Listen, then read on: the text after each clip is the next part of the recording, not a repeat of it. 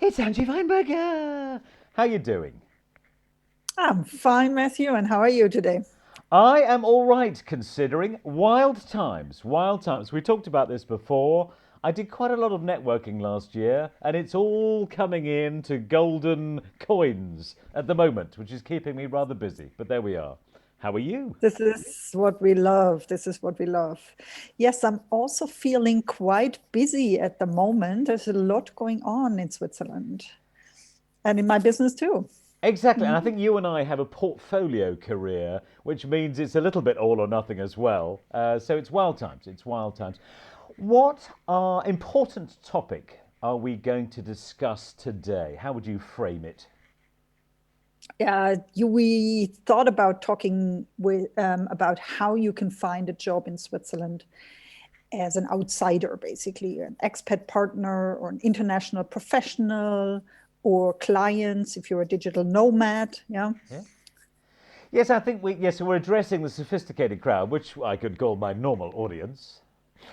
Mhm. So these people have linguistic skills of some sort. What sort of educational level are we talking about? Pretty superior. So most of the people I work with, they have at least a master degree, Yeah. some of them two or PhD. So usually, yes, highly sophisticated, well educated, internationally mobile professionals, and usually they're also very nice people. They're very nice. Their Yeah. mums were good people. All right, so I'm going to say something stupid and then you correct me. So these are nice, well educated linguists who happen to be within the Swiss borders, so probably they can just apply for a job and get it. Where does that leave you? Where have I gone Yeah, wrong in that statement? and this is like when you think of Switzerland and you think of cheese and cows and mountains, you think of low unemployment, Yes. lots of jobs. Yeah. But unfortunately, what people don't understand about the Swiss job market, it doesn't really work that easily. Yeah. Everything is actually based on trust and relationships. Exactly. So it's cold is not good, warm is where it is. I have a quick story. I Mhm. was training in Basel for a very famous company, and we talked about this hot, warm, and cold thing. So I said, how long will it take me to get invited to your house? And one guy, as plain as you like, Swiss guy, said, well, no, you'll never get an invitation. He wasn't being funny, wasn't being aggressive. He was just telling me the brutal truth in factual form. I was Mm. but that was it. That was it. Can you relate to that idea? Totally. And I highly recommend the YouTube video, How to Make a Swiss Friend. It's People six, might think this is exaggerated, but there's a lot of truth in this video. but take your time. It's a 6 hour video. It's an introduction. Very good. Very good. Love it. Love it. Okay, so we've got these issues. So what is the answer? It's not through Facebook or your local, the Basel Gazette. How do we do it? It's relationships. Well, how does that work? How do you work a Mhm. relationship when you're relatively new to town? You've only been there 5 years. Yeah. So, yeah, exactly. Those relative newcomers who've just been here for 5 years and made their first friends, they probably don't have that, professional network yet. They might have a personal network, and they can't really think outside of the box. They think I find a job by applying on LinkedIn, by, applying online.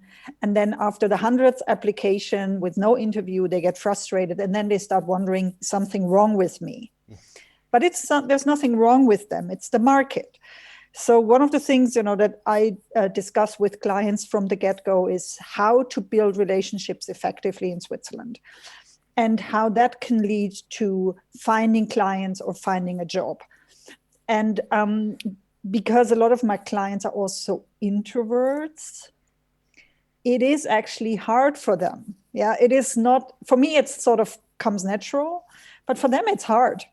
So I've developed methods, So I would and I say share that with my clients. Those exactly. methods. Probably. I don't know. 60% of the people watching would go, "I'd rather go to the dentist than do some proactive networking, putting myself out there, talking about myself." So we're in the same zone. So I think the viewers and your story are meeting beautifully here. So what happens? What's any ideas? Any? Yeah, so there's different things in parallel. So okay, one of the things that is really important is this networking, relationship building strategy with methods and with a methodological approach. The other thing I think is really important is to have a really clear branding in Switzerland, because also something you might not be aware of, but the job profiles here are very narrow. Yeah. Because of the education system in Switzerland. It's very different than in other countries in Europe, where there's a more general education and where you're educated to have a more general job profile and maybe more staff below, which is not the case here. Yeah, you have to do a lot more yourself than in other countries. Okay. But then, you have to be a deep expert in every detail of what you have to do. So we work on the branding. And then we work, a large chunk is interview preparation through storytelling. And what really happens here with people is they start to get aware of all their competencies and their skills. And a lot of things, I have a client currently, she's always like, but this is normal, this is nothing special. And I tell her, it might not be special for you, yeah, but it is special for somebody else. You have to explain it and you have to show it in examples. Bring it to life. She suddenly gets, that, oh, maybe I'm more competent than what I had assumed before. Yeah. Lovely. And that builds confidence. Lovely. Yeah, obviously. So you're shining a light on their talent. Sounds like you're almost growing a plant. They are a seed and you are bringing it out and making them bloom so that other people can see the color of the flower. Wonderful. Do you enjoy I love that picture. Mm-hmm. Yes, actually, Matthew, last year during COVID, I became a hobby gardener. Yeah, so this is fantastic. This is a really nice image. I love that image. And I can see those, those little developments in people, and how, after a few sessions of one-on-one coaching, suddenly I have a different person in front of me with more self-confidence, with more an attitude to dare things and to go out there again and to try different things and different approaches to the approach that they thought was the normal way to get a job.